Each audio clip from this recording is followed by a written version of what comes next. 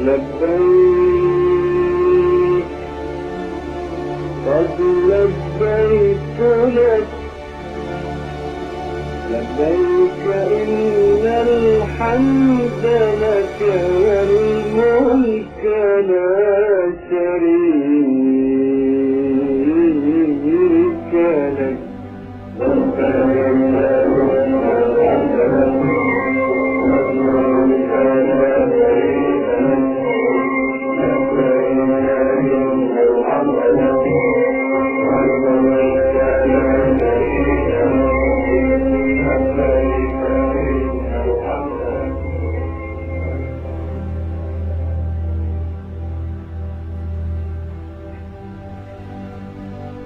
Assalamualaikum warahmatullahi wabarakatuh.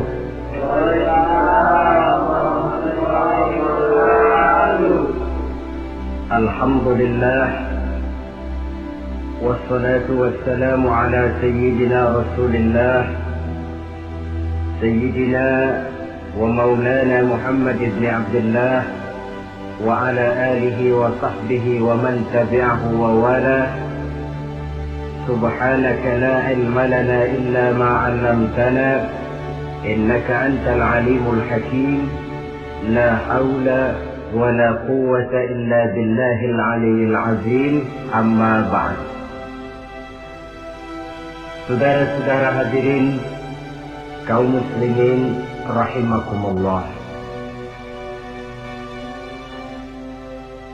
Di bulan ini sebagian saudara-saudara kita yang mendapat panggilan Allah untuk melaksanakan ibadah haji telah mulai mempersiapkan diri untuk melaksanakan ibadah yang istimewa ini. Apa keistimewaan daripada ibadah haji? Pertama, ada ibadah yang dititik beratkan kepada kekuatan badan yang disebut ibadah badaniyah. Misalnya puasa atau sholat. Ada pula ibadah itu yang titik beratnya adalah hati yang disebut ibadah qalbiyah. Umpamanya zikir khafi, zikir yang tersembunyi. Dan ada juga ibadah itu yang disebut ibadah maliyah, ibadah yang titik beratnya justru kepada harta, seperti zakat, infak atau sedekah. Adapun haji, gabungan dari keseluruhannya, ibadah badaniyah, qalbiyah, maliyah. Badan ikut melaksanakan, hati turut juga, harta pun keluar. Bahkan kurang salah satu daripadanya, jelas tidak akan bisa terlaksana ibadah ini. Umpamanya, badan sehat, hati pengen benar bikin uang tidak punya, terpaksa bengong. Atau uang ada, badan sehat, tapi hati belum kepengen. Barangkali ke New York sampai, ke London, Paris, mondar-mandir, tapi ke Mekah nggak bisa sampai. Lantaran hati itu yang memang belum pengen. Jadi ibadah haji ini merupakan gabungan badaniyah, qalbiyah, maliyah. Yang kedua, ibadah-ibadah yang lain jikalau sudah sampai waktunya bisa dikerjakan di berbagai tempat.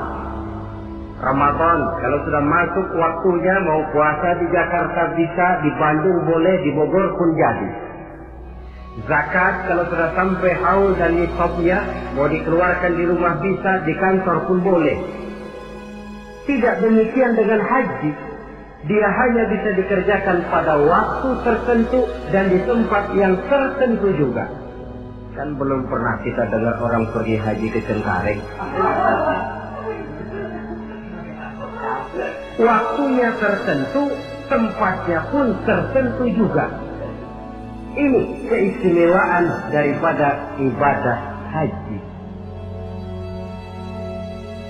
Oleh karena demikian istimewanya ibadah ini, Allah Subhanahu wa ta'ala mendorong melalui lisan baginda Rasulullah Shallallahu Alaihi Wasallam, di mana Nabi bersabda, al-hajjul mabrur laisa lahu jazaa illal jannah, bahwa haji yang mabrur tidak ada balasan lain dari Allah kecuali surga.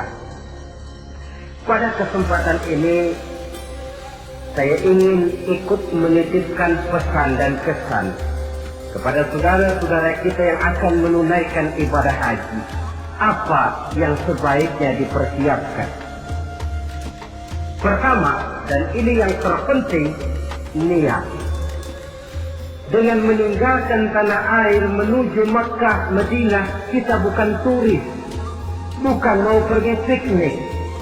Jangan ada niat lain selain niat ibadah karena Allah. Walaupun kita bertemu dengan tempat yang baru, pengalaman yang baru, teman yang baru, tapi niat pertama untuk ibadah karena Allah. Kenapa niat ini penting? Kadang-kadang, maklumlah, begitu turun di Jeddah, masuk ke pasar, sudah virus yang dicari, permadani yang dibeli, padahal haji belum lagi mulai. Sudah cincin diributi.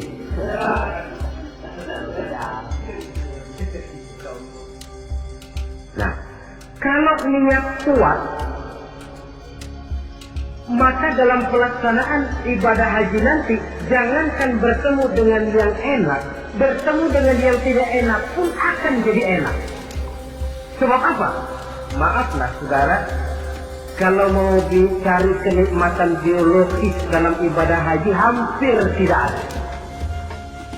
Tapi kenapa orang mau? Uangnya minimal 4 juta keluar.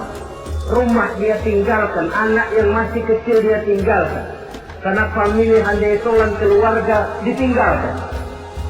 Melintasi samudra melalui berbagai negara, sampai dia di Makkah sana berdesakan dengan jutaan manusia. Tidur tidak teratur, manusianya kadang-kadang kasar, iklimnya pun buat. Tapi saya belum pernah dengar ada pergi haji. Tidak pernah pulang haji lalu ditanya, Pak Haji bagaimana di Mekah, buat taubat lagi-lagi. Belum pernah ada.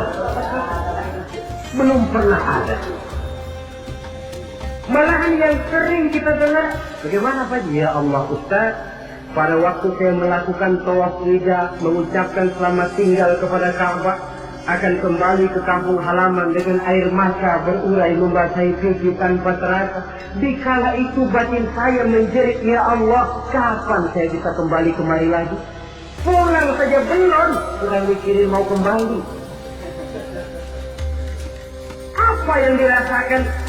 Kebahagiaan batin karena niat kuat lantaran bisa menjawab panggilan Allah. Kalau hati bahagia, batin bahagia, penderitaan badan tidak terasa. Ini yang harus digarisbawahi. Kalau hati bahagia, penderitaan badan tidak terasa. Kita ambil contoh. Ibu kita, dikala melahirkan kita, pilihan cuma 2. Kalau tidak hidup, mati. Betul apa betul?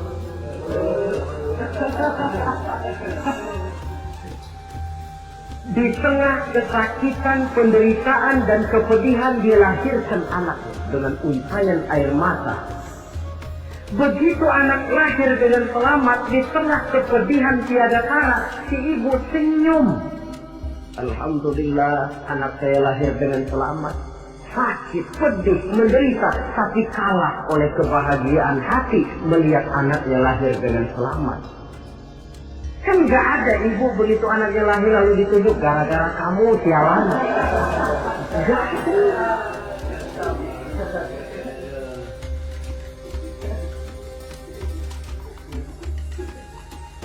Zaman kita masih muda dulu, punya pacar rumahnya jauh. Kalau mau apel lewat pohon bambu, hujan gerimis, cukup seram, jalanan licin. Tapi giliran apel, kira-kira berangkat nggak? Wajib.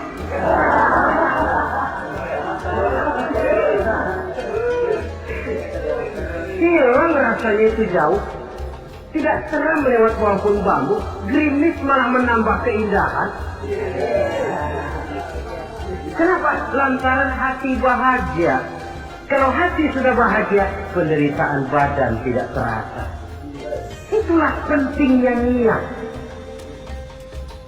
Kalau memang niat lemah, yang dekat pun terasa jauh. Tapi kalau niat kuat, yang jauh akan terasa menjadi dekat. Dan oleh karena niat kuat, Allah akan memberikan jalan. Yakinlah itu.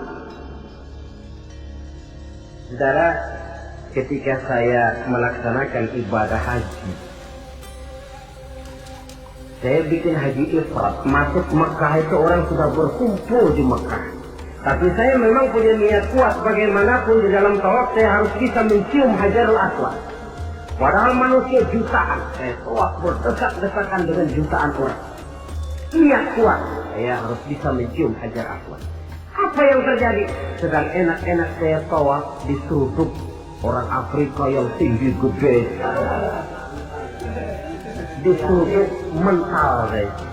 Apa yang terjadi? Saya mental jatuh pas di depan Hajar Aswad. Orang Jawa bilang njilala. Njilala, kok ada jalannya? Diseruduknya sakit, tapi kok jatuhnya di situ? Oh, saya pikir Allah memberikan jalan karena niat yang kuat. Tidak cuma sekedar ibadah haji, ibadah apapun saja. Ini fondasi utama, niat. Jika sudah rapuh niat, nilai ibadah tidak akan sampai kepada tingkat kesempurnaannya. Apalagi untuk melaksanakan ibadah haji ini. Jangan sampai ada niat, di Mekah nanti belanja jam tangan lebih murah. Atau nanti kalau sudah pulang kepengen pakai peci putih dipanggil Pak Haji, lalu siapa yang lewat cium tangan sama saya. Niat ibadah karena Allah. Jangan sampai ketumpangan niat-niat lain yang bisa memalingkan kita daripada niatan ibadah itu sendiri. Satu. Yang kedua, apabila bapak, saudara, ibu-ibu sudah sampailah di tanah haram nanti, puas-puaskan di sana melaksanakan ibadah. Mumpung sudah ada di sana. Sebab itu kalau orang sudah ada kemampuan, jangan lagi ditunda bikin haji ini. Nabi Aisyah betul itu. Man kana lahu sa'ah falam yahus falyamut in sha'a yahudiyan wa in kana nasraniyan. Apabila orang sudah memiliki kemampuan untuk berhaji tidak dia laksanakan, dia boleh pilih mau mati secara Nasrani atau Yahudi. Imam Syafi'i berkata boleh juga ditunda sampai tahun depan, tapi dengan catatan. Pertama, jangan putus niat. Selalu niat mau tahun depan dia mau pergi haji. Yang kedua, dan ini yang berat, dia tidak boleh mati pada tahun itu. Ya kalau niat tidak putus boleh lah, tapi kalau tidak mati tahun itu, ini kan mesti bikin perjanjian sama malaikat maut, ini repot. Mumpung ada di tanah haram, apalagi di tempat-tempat yang mustajabah, di mana doa dijawab Allah, kuatkan diri melaksanakan ibadah. Mumpung ada di sana. Kapan lagi mau mengejar keuntungan sebesar itu? 1 rakaat di Masjidil Haram sama nilainya dengan 100.000 rakaat di masjid-masjid lain. Tahun depan belum tentu kita bisa kembali lagi. Kalau kata rezeki ada tapi umur belum tentu ada. Kalau kata umur sampai tapi rezeki belum tentu ada. Mumpung ada panggilan sudah sampailah kita di sana. Pusing-pusing dikit berangkat ke masjid, capek-capek dikit berangkat ke masjid. Kuatkan hati dan diri melaksanakan ibadah. Kalau malas yang diperturutkan, kan rugi, sudah buang waktu, tenaga, harta, tapi nilai ibadah tidak seperti yang diharapkan. Jadi yang kedua, mumpung ada di sana, puas-puaskan diri melaksanakan ibadah. Yang ketiga, kalau nanti sudah sampai di tanah haram, entah di Mekah dan Madinah, orang bilang Mekah Madinah itu taman mini akhirat. Artinya apa? Di sana orang harus jujur kepada diri sendiri. Kalau menemukan berbagai kesulitan, jangan mencari kambing hitam. Jangan mencari sebab pada diri orang lain. Cari sebab pada diri sendiri. Kalau di sini kan kita bisa saja berkata, gara-gara lu sih begitu, gue jadi begini. Orang lain kita kambing hitamkan. Di sana kalimat macam itu tidak berlaku.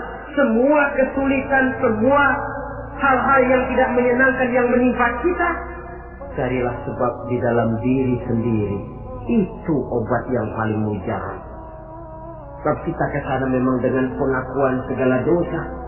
Seperti kata Abu Nuwas dalam syairnya, Ilahi abdukal asi ataka.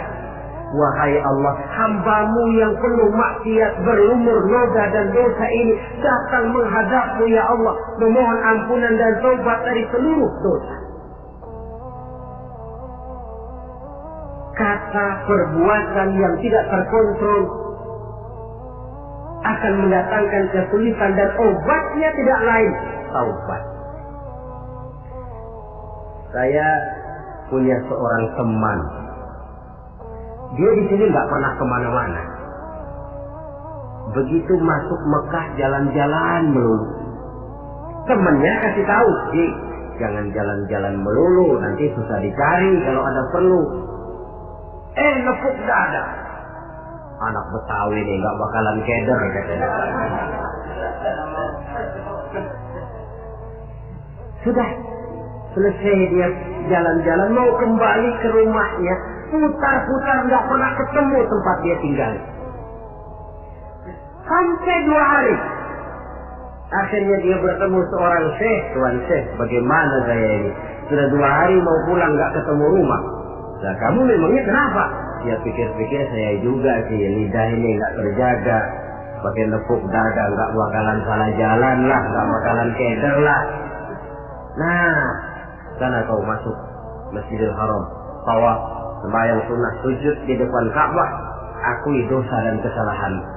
Dia masuk tawaf, sholat sunnah, sujud di hadapan Allah, mengakui kesalahannya, keluar dari Masjidil Haram, kelihatan rumahnya. Itu yang saya maksud taman mini akhirat. Baik kata, baik perbuatan harus dijaga, dikontrol, jangan sampai masuk dalam apa yang dipesankan Allah. La rafasa wala fusuqa wala jidala fil hajj. Di dalam melaksanakan ibadah haji itu jangan sampai ada rafas. Rafas, kata-kata kotor, kata-kata yang bisa menimbulkan rangsangan. Fusuk, kata-kata yang keji, atau kata-kata yang sifatnya menyesali amalan. Umpamanya, coba gua nggak pergi haji 4 juta dibeliin bajai, tinggal nungguin setoran. Ini masuk fusuk juga. Wala jidal, pertengkaran. Maklumlah suhunya panas. Dalam kondisi panas temperatur mudah naik, orang peka, sedikit tersinggung mudah marah. Lantaran air, lantaran makan, lantaran tunggu menunggu, bisa menimbulkan kemarahan. Oleh karena itu, sekali lagi, pesan saya yang ketiga, orang di sana harus jujur kepada diri sendiri. Jangan mencari kambing hitam kalau menemukan kesalahan, tapi carilah sebab di dalam diri kita masing-masing. Yang keempat, kalau sudah berkumpul kita dengan jutaan umat Islam di Mekah, di Madinah, tidak usah usil dengan amalan orang lain. Sebenarnya tidak cuma di sana, di sini pun seharusnya kita begitu. Tapi akan lebih real kalau kita lihat di sana. Kenapa? Akan macam-macam tingkah orang yang sholat itu. Ada yang sholat selesai takbir, tangannya berlenggang-lenggang saja. Ada yang sholat, malah saya pernah lihat sholat sambil gendong anak. Ada pula saya saksikan di sebelah saya betul. Dia bawa sebotol air zam-zam, dia sholat. Botol zam-zam ditaruh di sampingnya. Waktu dia lagi rukuk, botolnya ketendang orang, melindung ke depan. Sambil rukuk dia samperin tuh botol. Dia ambil, dia taruh lagi di sampingnya, dia terusin sholatnya. Apa lalu kita harus mencak-mencak sampean sholat begitu? Tidak betul. Oh, kembalikan saja kepada ajaran Allah. Lana a'maluna walakum a'malukum. Kami akan mengerjakan amalan yang kami yakini benarnya. Tuhan pun persilahkan mengamalkan amalan yang Tuhan yakini benarnya. Tidak usah usil dengan amalan orang. Ini juga seharusnya kita wujudkan dalam kehidupan di sini. Sebab apa? Maaf. Dalam proses perkembangan Islam di Indonesia, dia tidak pernah sunyi dari orang yang tidak senang melihat dia tumbuh dan berkembang dengan pesat. Orang yang tidak senang tentu berusaha bagaimana memporak-porandakan Islam ini. Menghantam Islam terang-terangan jelas tidak mungkin dan tidak berani. Kenapa? Bagaimanapun kondisinya umat Islam, bagaimanapun bodohnya umat Islam, ada satu hal yang positif. Apa itu? Fanatisme agama. Dia masih sanggup ngomong, Mas, gua emang kagak sembahyang, tapi agama gua ngacak-acak, gua bacok.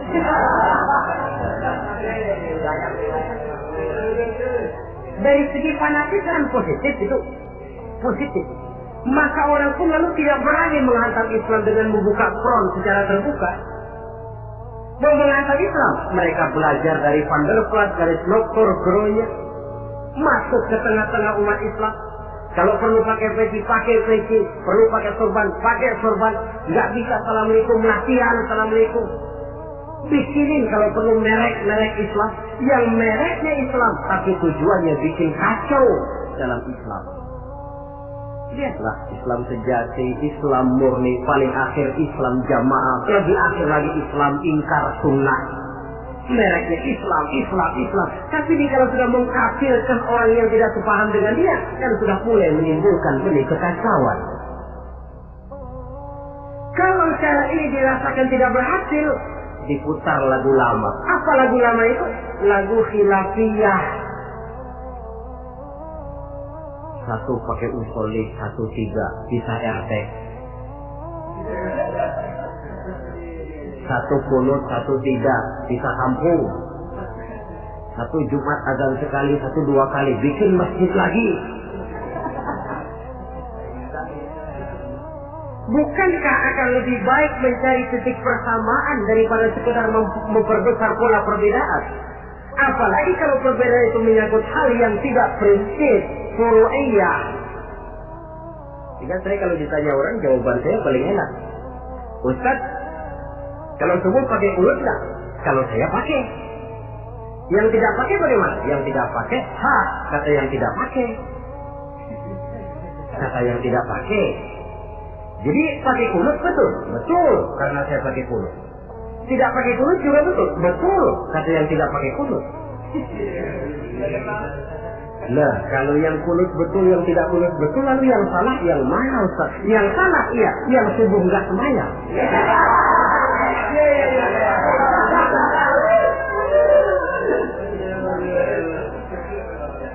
Daripada ribut kita mempertengkarkan kunut, kan lebih baik membicarakan bagaimana teman-teman kita yang belum subuh supaya sholat subuh. Proyek garapannya ada, sasarannya jelas. Hal-hal yang menyangkut khilafiyah semacam ini sampai kiamat tidak akan pernah selesai. Sebaiknya memang tidak usah usil dengan amalan orang, dan ini dicontohkan benar di dalam pelaksanaan ibadah haji. Kita lihatlah mereka yang sholat dengan tingkah macam-macam, dengan pola macam-macam. Apa lalu kita harus ngotot mempertahankan cara ini tidak betul? Oh, terlalu riskan. Jadi bapak, saudara, ibu yang nanti di sana melihat pengalaman macam-macam, tidak usah usil dengan amalan orang. Mari kita amalkan apa yang kita yakini benarnya. Yang kelima, pesan saya kepada jamaah haji, ibadah haji itu ibadah yang berat. Oleh karena itu, orang melaksanakan haji itu harus bawa sabar yang sebanyak-banyaknya. Sabar yang tidak ada batasnya. Banyak kasus terjadi karena kurangnya kesabaran. Kadang-kadang sepasang suami istri Dia mau tawaf, kata suaminya, "Bu, saya mau bikin tawaf sunnah. Kau tunggu saja di tiang sebelah sini, jangan kemana-mana." Istrinya setia nunggu di tiang itu. Padahal semua tiang di Masjidil Haram bentuknya hampir sama. Si suami pun tawaf berputar mengelilingi Ka'bah. Karena tawaf berputar, pada akhirnya selesai tawaf, istrinya ditaruh di tiang sebelah sini, dia cari di tiang sebelah sana. Mutar-mutar tidak ketemu. Setelah ketemu capek, muka sudah merah, keringat bercucuran, marah setengah mati si suami. "Kau sudah saya bilang jangan jalan kemana-mana, masih jalan juga." Padahal istrinya mah nggak kemana-mana, dia yang keliru arah. Kadang karena air, kadang karena makanan. Hal-hal yang sedikit menyebabkan kita peka, mudah sekali dengan watak marah. Dikala berpakaian ihram, sabar meninggalkan hal-hal yang menjadi pantangannya. Saya tidak bicarakan soal manasik, tata tertib pelaksanaan ibadah haji, karena manasik itu kalau diteorikan kelihatannya sulit, tapi kalau dipraktikkan nyatanya akan mudah. Saudara,